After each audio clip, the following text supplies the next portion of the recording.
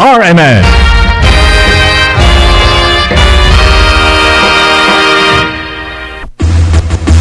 Narito na ang numero unong pagbabalita sa radyo na araw-araw. Pinakikinggan sa Luzon, Visayas at Mindanao. KBP Golden Dove Best News Program. Mula sa Head News Center ng pinakamaraming himpilan at number 1 na radio network ng bayan, RMN. Ito ang numero uno. RMN News Nationwide. RMN News Nationwide.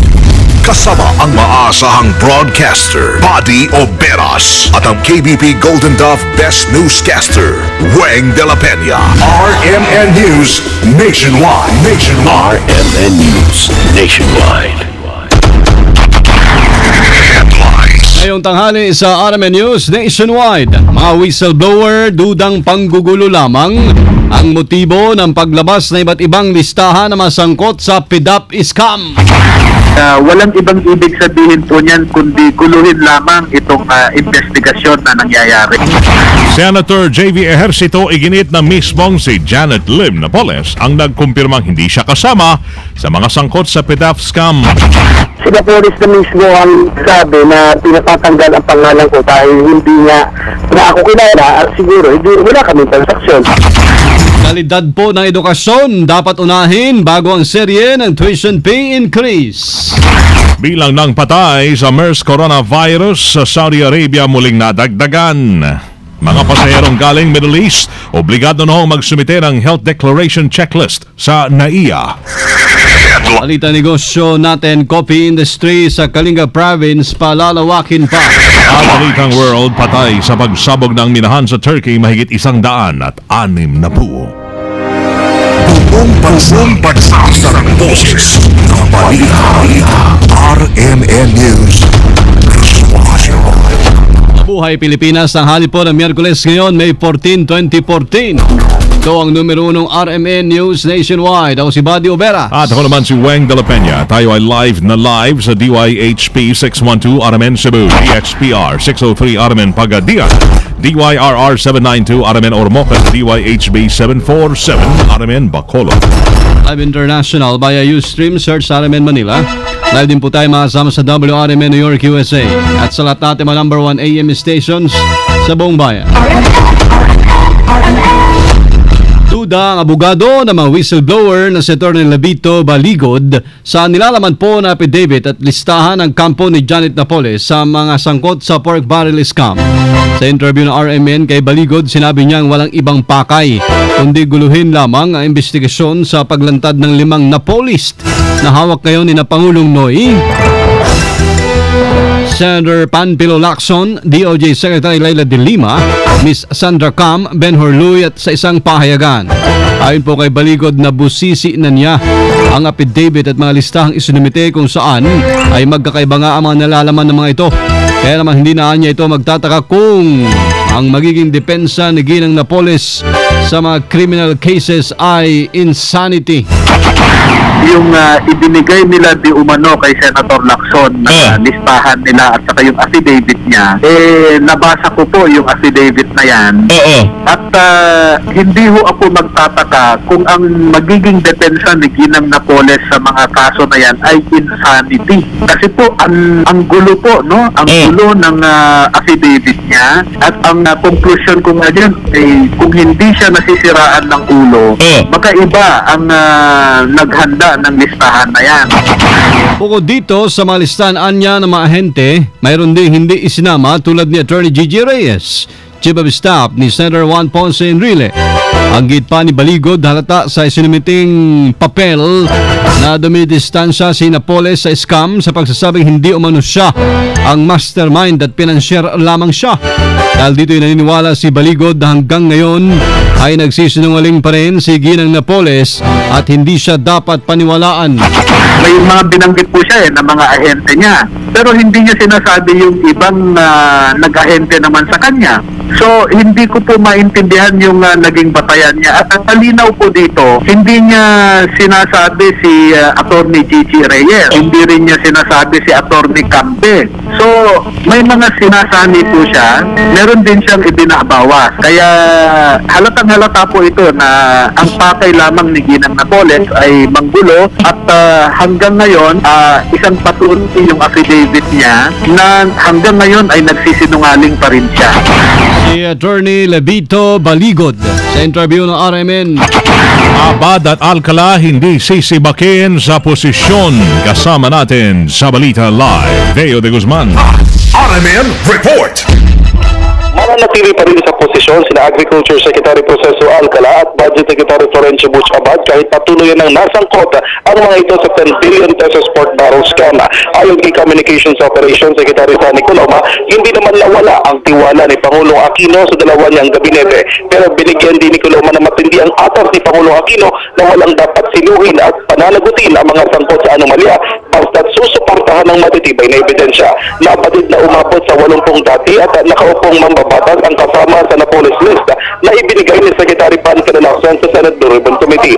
Unang itinaginiabad ang pagkakasangkot niya sa nasabing anomalya at sinabi nitong panimira lamang ito ng mga gustong pabagsakin ang Administrasyong Aquino. Kasama mo sa Palasyo ng Malacanang, Deo de Guzman, Tatak RMN.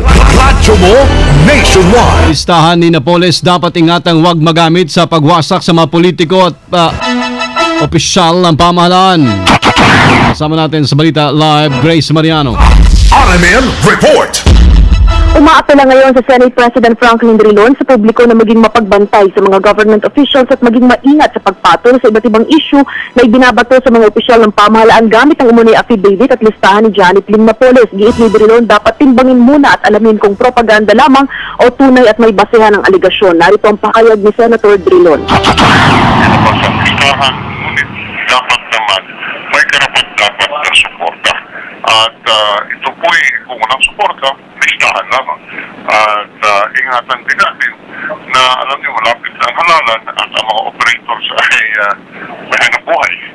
Kaya ito po'y ingatan natin at ang reputasyon ng ating mga kasamahan ay is on the line and give them every opportunity to defend themselves.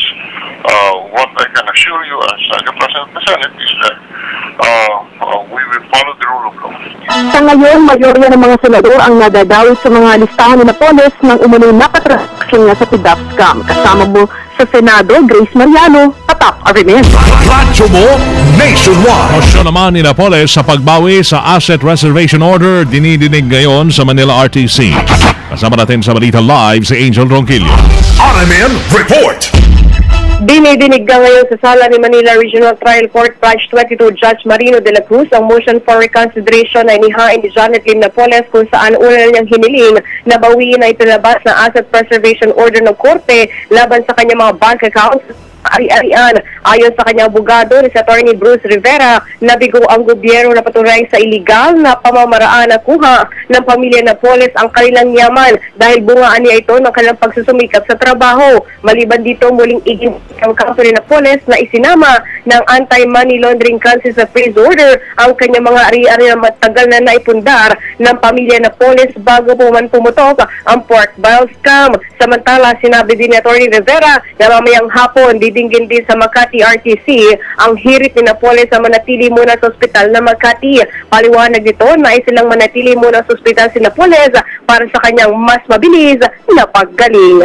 Kasama mo sa lungsod ng Maynila, Angel Ronquillo, Tatak RMN.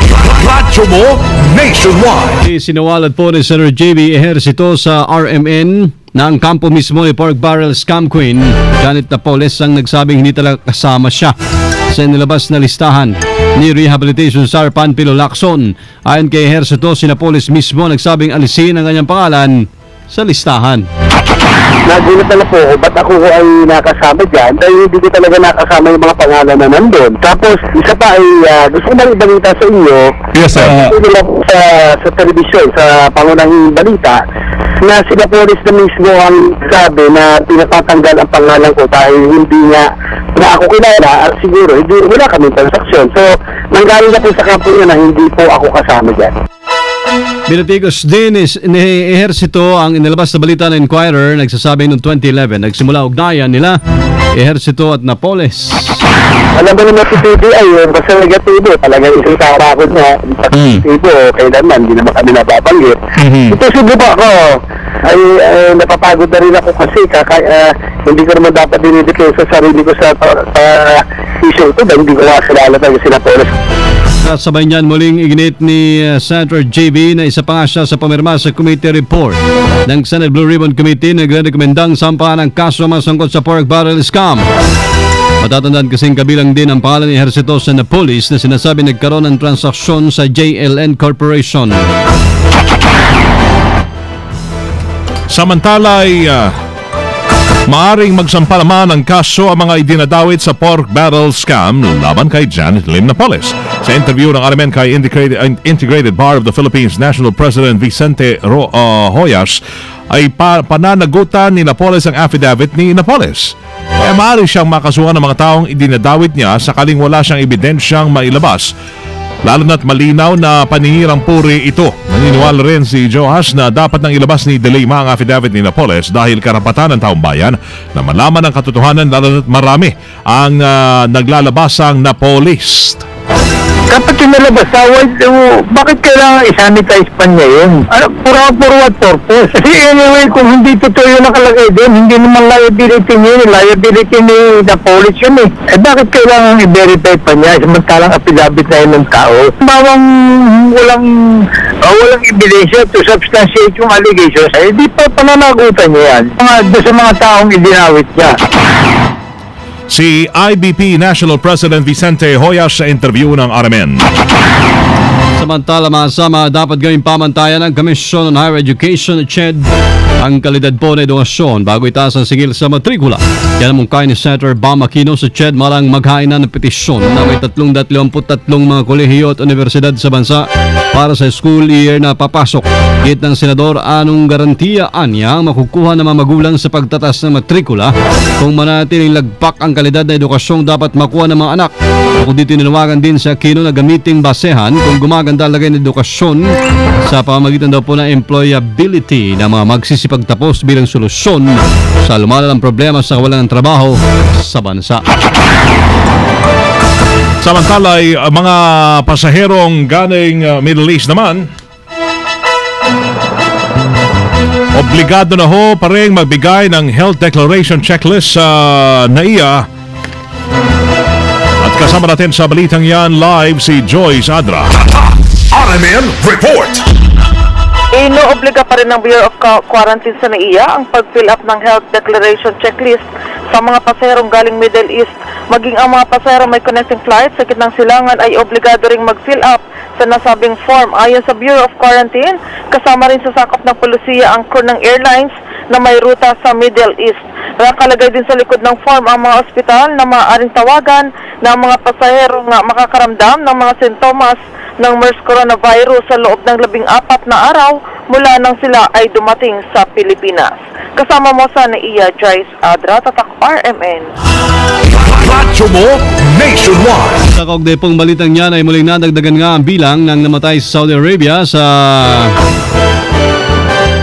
dahilan ng pagkaroon ng MERS-CoV. Ayon sa Health Ministry, pumalo sa 152 ang bilang ng namatay matapos sa may tala ang 5 panibagong namatay. Umakyat naman sa 495 ang bilang po na tinamaan ng sakit sa Saudi. Nabatid din sa mga nasoy na sa Riyadh habang ang nalalabing 4 ay mula sa Jeddah kung na lumabas ng sakit dito noong 2012 sa Saudi Arabia. RMN News Negosyo. Target po ng mga coffee stakeholders sa Kalinga Province ang pagpapalawak ng 600 hectares na lupain sa loob ng 5 taon. Ito ay kasunod na rin ng kanilang napagkasunduan na 8 coffee farmers at processors organization sa lalawigan. Kasama sa planong coffee expansion ang pagdadagdag na mga kagamitan, maging ang pagpapaganda sa kalidad ng mga binhi, proseso at pagtatanim ng kape. Layo nito na mapangalagaan ang potensyal ng kumpanya na maging world's second most heavily traded commodity. Ang Kalinga Province ay isa sa mga top producer ng kape sa buong bansa. RMN News Abroad. Doon tayo sa Turkey. Higit sa 106 na po ang patay sa pagsabog sa isang minahan sa Manisa. Ayon sa Energy Minister na si Taner Yildiz, batay sa pinakahuling talaan ng talaan ng namatay sa pagsabog, pumalo na sa 166 ang namatay, habang lagpas na rin sa 360 ang nailisan.